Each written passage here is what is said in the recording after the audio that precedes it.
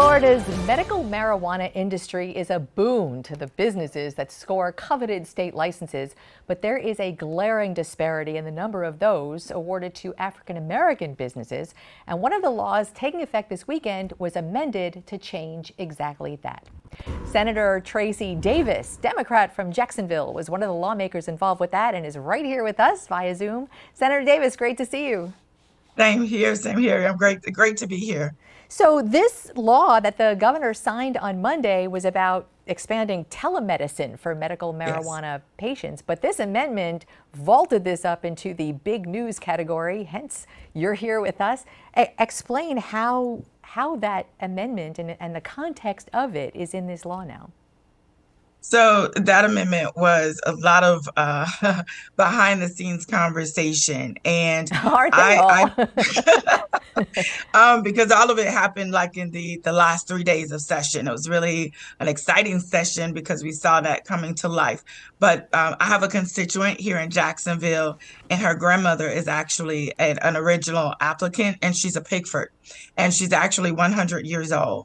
And so, like the other applicants, the application was denied. And so my fight became, hey, this 100-year-old and her family is a part of this. And we don't have a lot of time with this 100-year-old. So I need to see something happen for these Black farmers to be a part of this medical marijuana treatment center licensing. And so that was kind of the back and forth behind the scenes, and just so excited that we now have the potential for 11, potentially 12 applicants to be able to apply for this marijuana license and have a 90-day cure to fix the application. So you said she was a Pigford, and I'm guessing there are a lot of people who are thinking, what's a Pigford? So Pigford versus Glitman.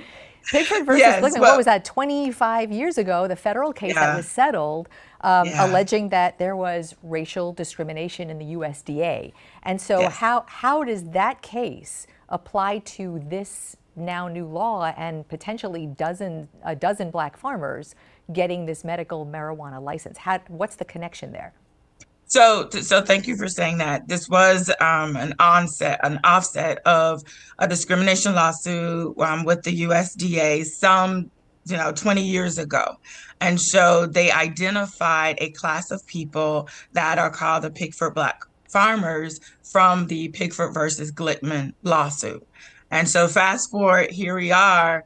The Pigford Black farmers are an identified class in our state law.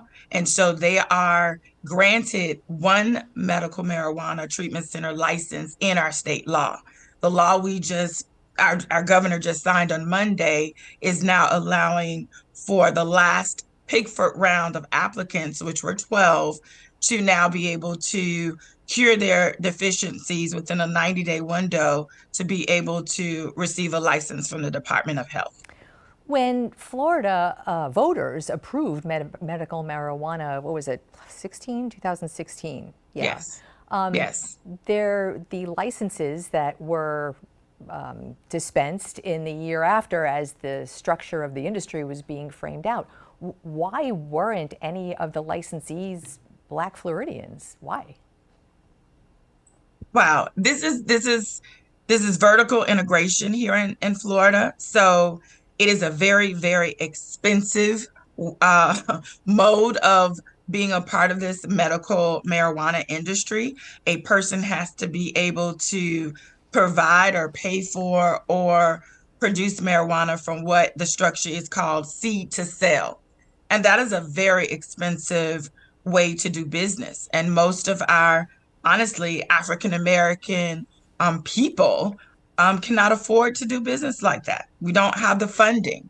And so, not having the funding and only having one license granted to this particular class of people, it takes a lot of money to get in this industry.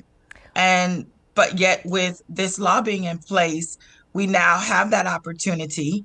And when these folks applied, originally it was a $60,000 application fee. Wow. These Pigford folks now have to pay $146,000 just for the application fee. So it's a very, very expensive business to be a part of.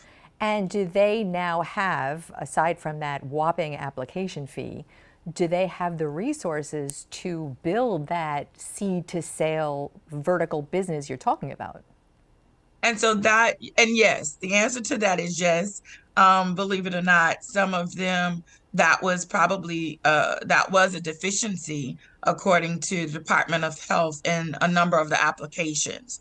But with this law in place, they have the ability to now another 90 days to provide evidence that they have that funding to be able to enter into this medical marijuana industry, as well as the time to cure any of the other deficiencies they had.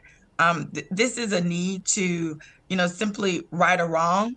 This has been an effort that we've been fighting for, like you said, since 2017. So these people know just how close they are to walking through that door of being a part of this medical marijuana industry. So they're doing absolutely everything they need to be a part of this industry. Yeah, and it really can't go without saying that this comes in the context of a session where the governor and conservative legislature did away with what is now known as DEI, diversity, equity, inclusion programs for their own reasons. But this, what does that say to you? There was a question mark for a long time. We knew we had gotten this bill to the governor's desk on Thursday. We end session on Friday. So there has been a lot of holding of the breath and just maintaining a stealth mode, because there has been a number of legislative attacks on different groups, whether it's medical groups, our trans community, our African American Studies program, like you said, the diversity, equity, and inclusion programs. And it's just been a lot of attacks and fear here throughout Florida.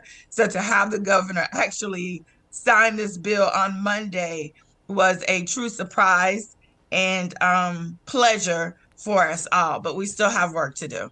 Still have work to do. That's sort of the headline we come with every day on every single subject. Senator Tracie Davis, great to have you. I learned a lot today from you, and that's some interesting history. I hope you'll be back and talk about the progress. I absolutely will, and I love the last session with JC. That was very interesting. So I'll just be back to hear you guys chop it up with that. We held court here today, did we not? All right. Yes, thanks again.